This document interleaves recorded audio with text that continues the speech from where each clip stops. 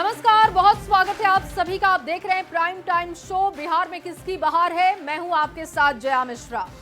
कांग्रेस के वरिष्ठ नेता अशोक गहलोत और बिहार कांग्रेस प्रभारी कृष्णा अल्लावरू ने तेजस्वी यादव से मुलाकात की।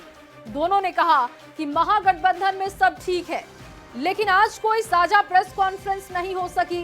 तेजस्वी यादव ने बताया कि कल मीडिया से वो बात करेंगे, लेकिन इस मुलाकात के बाद भी अभी भी सवाल यही है कि क्या महागठबंधन का पेच अभी भी उलझा हुआ है, या फिर सब कुछ सुलझाने के बाद भी अभी भी कुछ भी कहने के लिए कोई तैयार नहीं है। आपको इसी पर खास रिपोर्ट दिखाते हैं।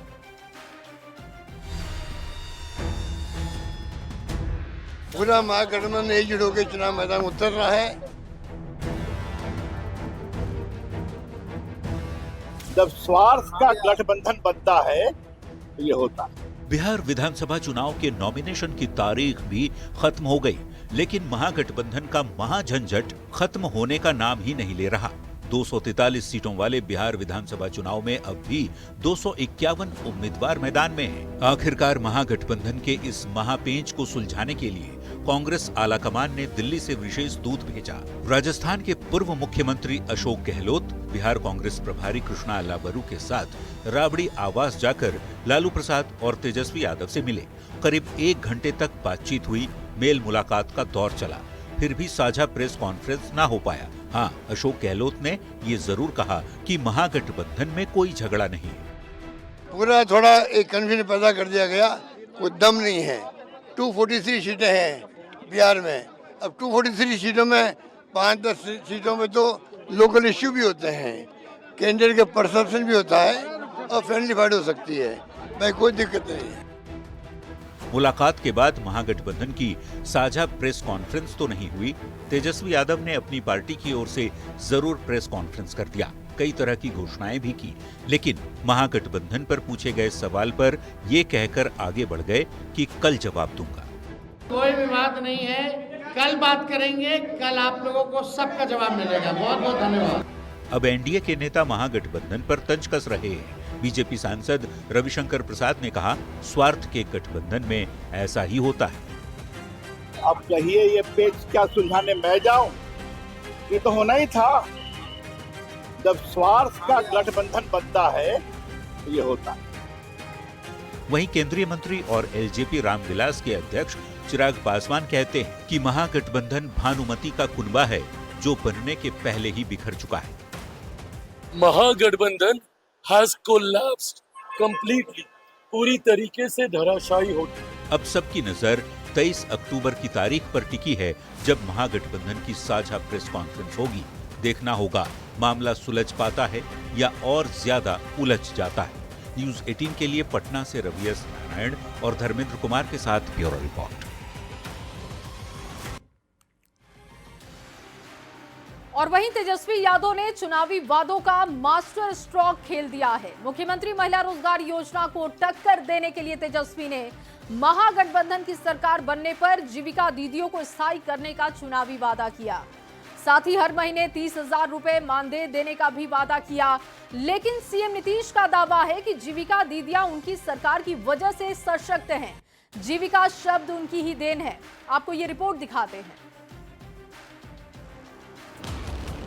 बिहार चुनाव की गेम चेंजर महिला वोटर, करीब 3.5 करोड़ महिला मतदाता। ये न सिर्फ संख्या है, बल्कि वो ताकत है जिसके हाथों में बिहार की सत्ता की चाबी है। विधानसभा चुनाव में सत्ताधारी गठबंधन हो या विपक्ष, हर कोई महिलाओं के इस खास वोट बैंक को साधने की जुगत में है। तभी तो पिछले दिनों पीएम मोदी और सीएम नीतीश ने लगभग 1.25 करोड़ महिलाओं के बैंक खाते में 10-10 हजार रुपये भेजे, और खुद प्रधानमंत्री ने भी भरोसा दिया कि नरेंद्र और नीतीश दोनों भाई महिलाओं का सबसे बड़ा सहारा है। आज आपके 2 भाई नरेंद्र और नीतीश जी मिलकर आपकी सेवा, समृद्धि और आपके स्वाभिमान के लिए लगातार काम कर रहे हैं। केंद्र सरकार काफी कुछ कर रही है। आश्रद्धेय माननीय प्रधानमंत्री श्री नरेंद्र मोदी जी हैं, उन्होंने बिहार के लिए बहुत कुछ काम करवाया है। चुनावी साल में सत्तारूढ़ एनडीए ने सबसे बड़ा मास्टर स्ट्रोक खेला और इसकी काट खोजने में विपक्ष को लगभग 1 महीने लग गए। बुधवार को जब तेजस्वी यादव मीडिया के सामने आए तो उन्होंने मुख्यमंत्री महिला रोजगार योजना को टक्कर देने के लिए जीविका दीदियों को स्थायी नौकरी देने का चुनावी ऐलान कर दिया और ये वादा भी किया कि जीविका दीदियों को हर महीने 30,000 रुपये सैलरी दी जाएगी। आज हम कह रहे हैं कि जितनी जीविका दीदी, जितनी सीएम दीदियां हैं, उनको स्थायी किया जाएगा और 30,000 रुपये प्रतिमाह हमारी सरकार बनने पर उन जीविका सीएम दीदियों को दिया जाएगा। जीविका समूह की दीदियों द्वारा लिए गए लोन के सूद को माफ करा जाएगा। चुनावी मौसम में तेजस्वी ने जीविका दीदियों के लिए बड़ा ऐलान कर सियासी महफिल लूटने की कोशिश की तो सीएम नीतीश ने कहा, जीविका शब्द केवल और केवल उनकी सरकार की देन है, जिसे बाद में केंद्र सरकार ने भी अपनाया। नीतीश ने कहा, उनकी सरकार की वजह से जीविका दीदियां सशक्त हुई हैं। कुल संख्या जीविका दीदियों की ये जो स्वयं सहायता समूह में 1,40,00,000 हो गया। अब जानते हैं जो हम काम कर रहे थे अच्छा हो रहा था, स्वयं सहायता समूह तो देश भर में था, आज दूसरा लोग जो है वो सब आज तक कोई काम किया है? तो हम लोगों ने तो सब जगह काम किया, तो केंद्र वाले को भी लगा कि बड़ा अच्छा काम किया तो उसमें भी अपना उसका नाम दिया। तो एक एक तरह से हम लोगों ने पूरे तरह से जो किया है। महिलाओं को अपने पाले में लाने के लिए योजनाओं के ऐलान और चुनावी वादों की होड़ मच गई है। महिला वोटरों को लुभाने के लिए तू डाल डाल मैं पात पात वाली सियासत हो रही है और उसकी वजह है ये वोटिंग पैटर्न। जब महिलाओं ने जिसे भी ज्यादा वोट किया तब उनकी सरकार बनी। लगातार 3 चुनावों में पुरुषों से ज्यादा वोट कर रही महिलाओं ने 2020 में 166 सीटों पर पुरुषों से ज्यादा मतदान किया था, यानी जिसके हक में आधी आबादी ने वोट किया, सत्ता की बागडोर उसी के हाथों रही। ऐसे में देखना होगा गेम चेंजर वोट बैंक के लिए तेजस्वी का ये मास्टर स्ट्रोक कितना कारगर साबित होता है। पटना संवाददाता रवि एस नारायण, गोपालगंज से गोविंद कुमार के साथ ब्यूरो रिपोर्ट, न्यूज़ 18। और वहीं सीएम नीतीश कुमार ताबड़तोड़ चुनावी जनसभा कर रहे हैं। आज गोपालगंज और सिवान में नीतीश कुमार ने आरजेडी को निशाने पर लिया। नीतीश कुमार ने आरजेडी पर डबल अटैक कर दिया, जिसके बाद सियासत गर्मा गई है। आपको खास रिपोर्ट इस पर दिखाते हैं।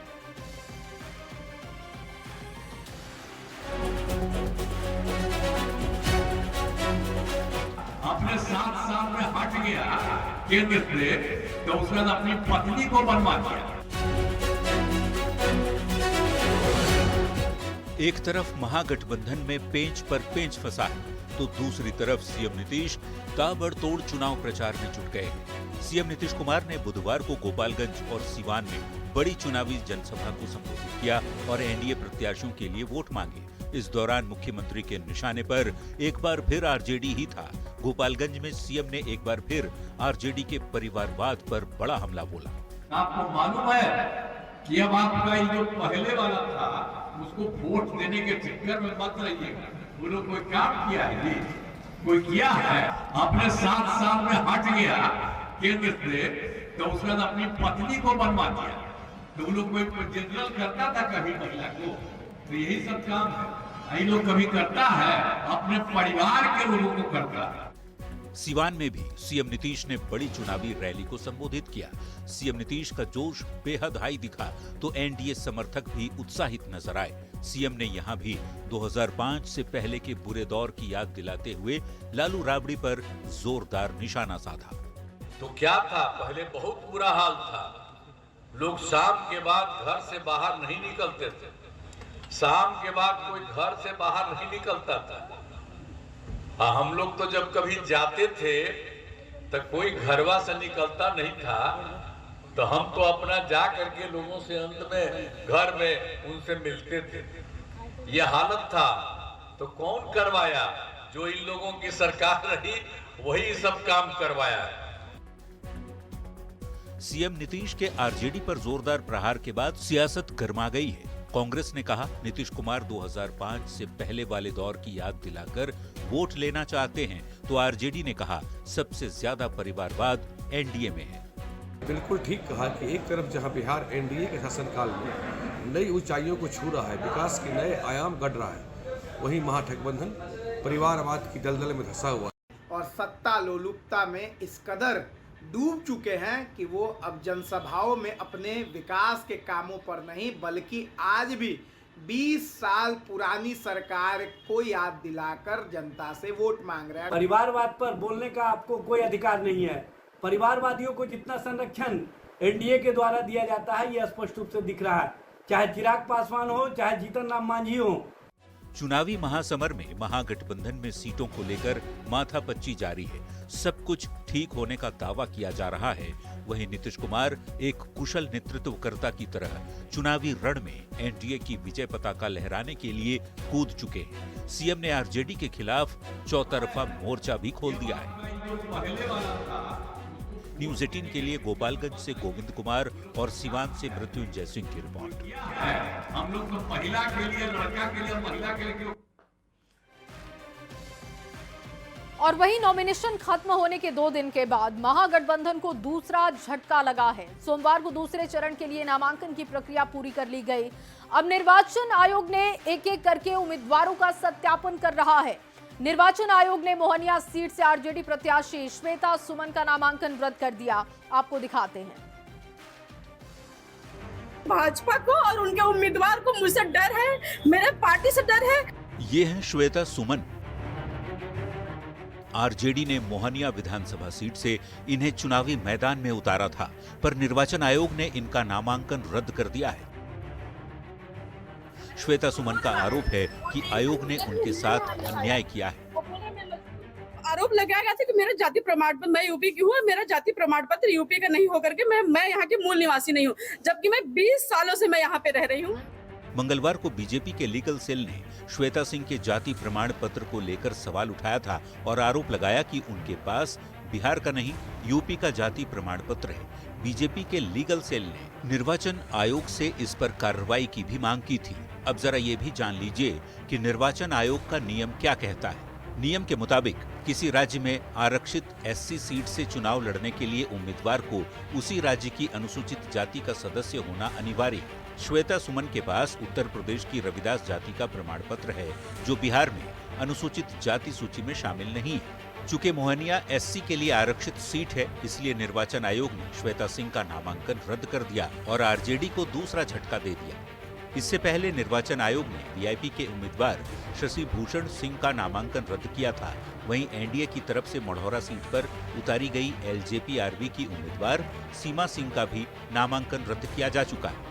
बहरहाल नामांकन रद्द होने के बाद अब आरोप वाली राजनीति शुरू हो गई।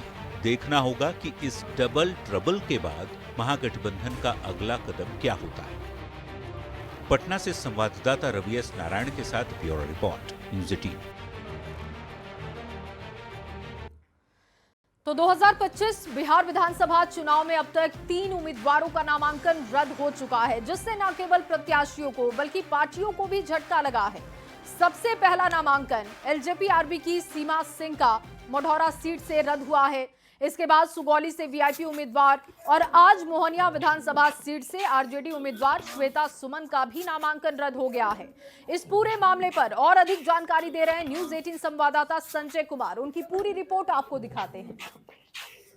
5 सालों की कड़ी मेहनत और लंबा इंतजार और उसके बाद नामांकन का रद्द हो जाना उम्मीदवारों को गहरा झटका दे जाता है। और आज एक बार फिर से एक मामला सामने आया है मोहनिया से श्वेता सुमन जो आरजेडी की कैंडिडेट थी, उनका नॉमिनेशन रद्द कर दिया गया है। और बताया ये जा रहा है कि श्वेता सुमन मूल रूप से यूपी की निवासी हैं और जो कास्ट सर्टिफिकेट है उसको लेकर कुछ गड़बड़ियां सामने आई और उसके बाद निर्वाचन पदाधिकारी ने उनका नॉमिनेशन रद्द कर दिया। इसके पहले भी सुगौली विधानसभा सीट से आरजेडी के जो सिटिंग एमएलए हैं शशि भूषण सिंह, जो फिलहाल वीआईपी के टिकट पर खड़ा हुए थे और वीआईपी से उन्होंने नॉमिनेशन किया था, उनका भी जो नॉमिनेशन है वो रद्द कर दिया गया था। मढ़ौरा विधानसभा सीट से भी लोजपा रामविलास के जो कैंडिडेट थी सीमा सिंह, उनका भी नामांकन जो है वो रद्द कर दिया गया था और पहला ऐसा नाम था नॉमिनेशन कैंसिल होने का सीमा सिंह का, जिसने लोजपा रामविलास को एक गहरा झटका दिया। लेकिन महागठबंधन और एनडीए की अगर बात कर लें तो पहली दफ़ा 3 बड़े उम्मीदवारों के नाम जो हैं, नॉमिनेशन जो हैं वो रद्द हो गए हैं और इससे कहीं ना कहीं जो दूसरी पार्टियों के प्रत्याशी, प्रमुख पार्टियों के प्रत्याशी खड़े हैं, उन्होंने राहत की सांस ली है। कैमरा पर्सन राहुल के साथ संजय कुमार, न्यूज़ 18 पटना। और वहीं उत्तर प्रदेश के उप मुख्यमंत्री केशव प्रसाद मौर्य की बिहार में ताबड़तोड़ चुनावी रैली जारी है, जहां आज गायघाट विधानसभा में एनडीए प्रत्याशी के समर्थन में रैली को उन्होंने संबोधित किया। महागठबंधन पर जमकर चुनावी प्रहार किया, कहा कि महागठबंधन बिहार की सबसे बड़ी बीमारी है। एनडीए के पक्ष में इतना बटन दबाइए कि बिहार में महागठबंधन की बीमारी हमेशा के लिए खत्म हो जाए।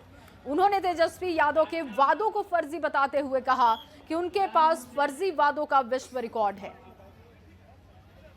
आने वाले 6 तारीख को आप सब क्या करने वाले हैं?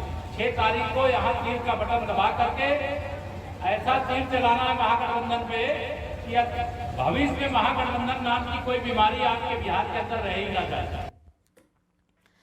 और चलिए इस बीच आपको बड़ी खबर दे दे, बिहार की सियासत से जुड़ी बड़ी खबर आपके सामने रखने जा रहे हैं। बिहार दौरे पर बीजेपी राष्ट्रीय अध्यक्ष जेपी नड्डा आएंगे 23 अक्टूबर यानी कि कल 1 दिवसीय दौरे पर बिहार और औरंगाबाद के गो और वैशाली के पातेपुर विधानसभा में जनसभा करेंगे। एनडीए उम्मीदवारों के पक्ष में प्रचार करेंगे, वोट की अपील करेंगे। तो ये बड़ी खबर आपको दे रहे हैं। देखिए, बिहार दौरे पर बीजेपी राष्ट्रीय अध्यक्ष आएंगे, 23 अक्टूबर का कार्यक्रम उनका है और बताया जा रहा है कि 1 दिवसीय ये कार्यक्रम होगा। बिहार के औरंगाबाद के गोह और वैशाली के पातेपुर विधानसभा में जनसभा को संबोधित करेंगे। और वहीं बिहार में चुनावी संग्राम के बीच अब बीजेपी के दिग्गज स्टार प्रचारकों का जमावड़ा बिहार में लगने जा रहा है। कल जेपी नड्डा बिहार में 2 जिलों में रैली करेंगे। कल शाम को ही केंद्रीय गृह मंत्री अमित शाह भी बिहार पहुंचेंगे, जहां 24 अक्टूबर को सिवान और बक्सर में उनकी सभा होगी। 25 अक्टूबर को नालंदा, मुंगेर और खगड़िया में एनडीए के पक्ष में वोट मांगेंगे। 24 अक्टूबर को पीएम मोदी भी समस्तीपुर पहुंचेंगे, जहां पर वो जननायक कर्पूरी ठाकुर के गांव से चुनाव प्रचार के अभियान का आगाज करेंगे। और 23 अक्टूबर को नड्डा का कार्यक्रम है। इसके बाद देखिए अमित शाह भी आएंगे, 2 दिवसीय दौरा उनका होगा और प्रधानमंत्री भी बिहार के दौरे पर होंगे। तो स्टार प्रचारकों का जमावड़ा बिहार में लगने वाला है। और ये देखिए तस्वीरें भी आपको दिखा रहे हैं और इसके जरिए जानकारी दे रहे हैं कि बीजेपी के आप बड़े चेहरों को बिहार में देखेंगे। सबसे पहले कल का जो कार्यक्रम है यानी कि 23 अक्टूबर को जेपी नड्डा का कार्यक्रम है, 24 अक्टूबर को प्रधानमंत्री होंगे और 24-25 अक्टूबर को ही शाह की भी सभाएं होंगी। और वहीं देखिए बाढ़ अनुमंडल के मोकामा विधानसभा का चुनाव और दिलचस्प होते जा रहा है। 2 बाहुबली प्रत्याशी आमने सामने हैं। सूरजभान सिंह की पत्नी वीणा देवी को आरजेडी ने प्रत्याशी बना दिया है, तो जेडीयू ने अनंत सिंह को उम्मीदवार बनाया है। आज रैली को संबोधित करते हुए वीणा देवी ने एक मोकामा नेक मोकामा का नारा दिया। मोकामा के मोलदियार टोला में आयोजित एक चुनावी सभा में सूरजभान सिंह ने लोगों से वोट देने की अपील की। मोकामा पूरे बिहार एनडीए गठबंधन चलेगा, लेकिन मोकामा एक मोकामा नेक मोकामा की लड़ाई लड़िएगा। हम क्या क्या किए हैं इस चीज को पूरी तरह गौर से सुनते हुए, लिखते हुए, कोई प्रेस कोई पक्ष रहे विपक्ष रहे, नेता से लड़िएगा। कितना बड़ा नेता हो, सच्चाई छुप नहीं सकते असलों की बनावट से। और वहीं छपरा विधानसभा से आरजेडी के प्रत्याशी खेसारी लाल यादव ने अपना चुनाव प्रचार अभियान तेज कर दिया है और इस क्रम में खेसारी लाल यादव अचानक फिजिकल अकादमी के छात्रों से मिलने पहुंचे जो नौकरी की तैयारी कर रहे हैं। खेसारी लाल यादव ने छात्र छात्राओं से बात की और उनसे छपरा की सूरत बदलने के लिए एक मौका देने की अपील की।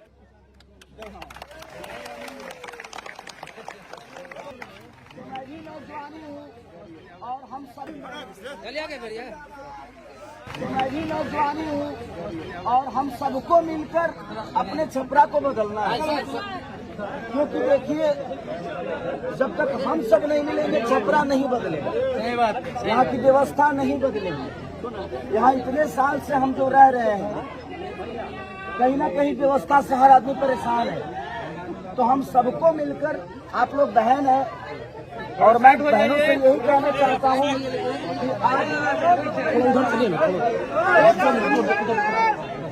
आज एक आदमी, मिंटू सर जैसा आदमी आप सबके भविष्य के लिए आपको तैयार कर रहा है इस देश का रक्षा करने के लिए। वैसे ही मैं भी प्रयास करूंगा कि अपने बहनों को क्या व्यवस्था दे दूं, कम से कम बिहार के सारे बहनें बेहतर तरीके से अपने जीवन को चला सके और बेहतर तरीके से समाज का सेवा करें।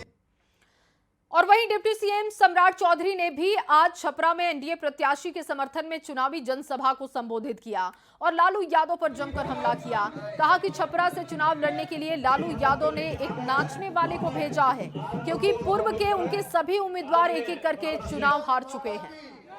लालू जी का बेटा कह रहा है, लालू जी का बेटा कह रहा है कि 2 करोड़ 70 लाख लोगों को हम सरकारी नौकरी देंगे, और उनके माताजी पिताजी 15 साल बिहार के मुख्यमंत्री रहे। पूरे 15 साल में उन्होंने 94,000 लोगों को मात्र सरकारी नौकरी दिया। वो आजकल खेसारी लाल को यहाँ भेज दिया। अब देखिए इन लोग के पास तो सब उम्मीदवार हार गया। सीएन गुप्ता जी पहले हरा दिए थे सबको, तो कोई उम्मीदवार नहीं बचा था। अब नाचने वाले को ही भेज दिया आपके यहाँ। और वहीं सीएम नीतीश ने सिवान में ताबड़तोड़ 2 जगहों पर चुनावी जनसभा को संबोधित किया। बढ़हरिया में सभा करने के बाद सीएम रघुनाथपुर के राजपुर खेल मैदान पहुंचे। जेडीयू प्रत्याशी विकास सिंह उर्फ जीसू सिंह और जीरादेई के प्रत्याशी भीष्म सिंह कुशवाहा के पक्ष में वोट की अपील की। सीएम नीतीश ने यहां एक बार फिर से पिछली सरकार को टारगेट किया। 2005 के पहले क्या होता था ये जनता के सामने रखा। कि पहले वाले क्या करते थे, तो वर्ष 2005 से पूर्व बिहार ऐसी हालत में था कि लोग परेशान थे। पूरे राज्य में डर एवं भय का माहौल था। समाज में विवाद होता था। न सही ढंग से पढ़ाई की व्यवस्था थी, न इलाज की, न बिजली की, न सड़क की। पहले वाले सरकार ने कुछ काम नहीं किया जो आपको बताया। इसलिए ध्यान दीजिएगा, ये लोग कोई काम नहीं किया।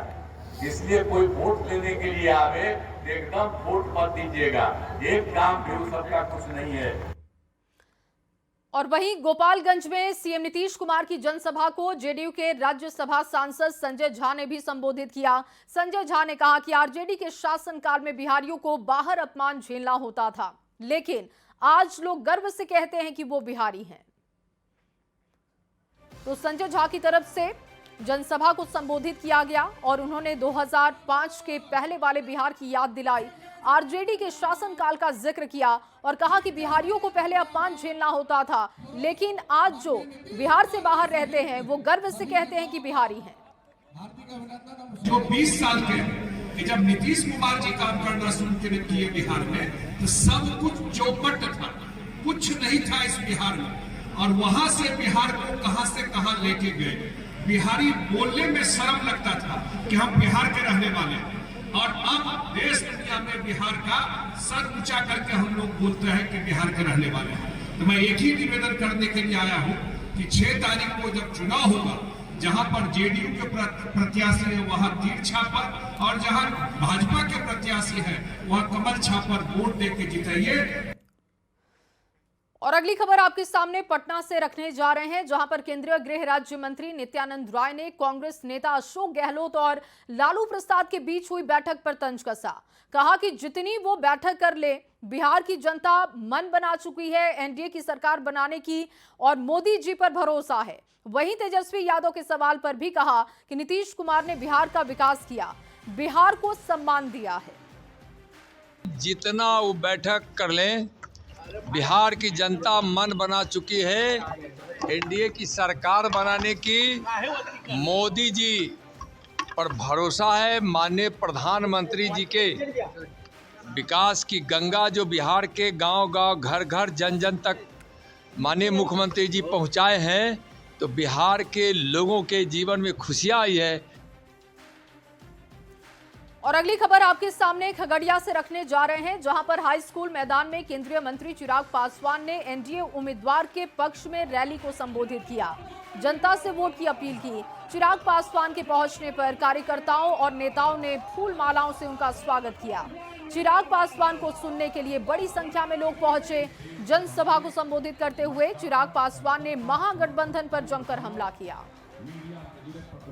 गठबंधन में एक दूसरे का साथ नहीं निभा पा रहे तो वो हमारा साथ क्या दे।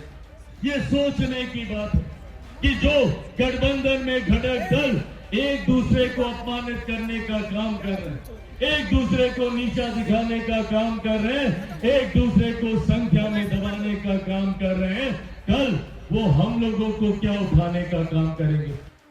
और वहीं जनसुराज प्रमुख प्रशांत किशोर आज छपरा पहुंचे, जहां अपने प्रत्याशी के समर्थन में मढ़ौरा में भव्य रोड शो किया। प्रशांत किशोर के रोड शो में बड़ी संख्या में लोग शामिल हुए। मढ़ौरा विधानसभा क्षेत्र से एनडीए प्रत्याशी का नामांकन रद्द होने के बाद अब जनसुराज वर्सेस आरजेडी उम्मीदवार की सीधी टक्कर यहां पर आपको दिखेगी और ऐसे में सियासी मुकाबला बेहद दिलचस्प हो गया है।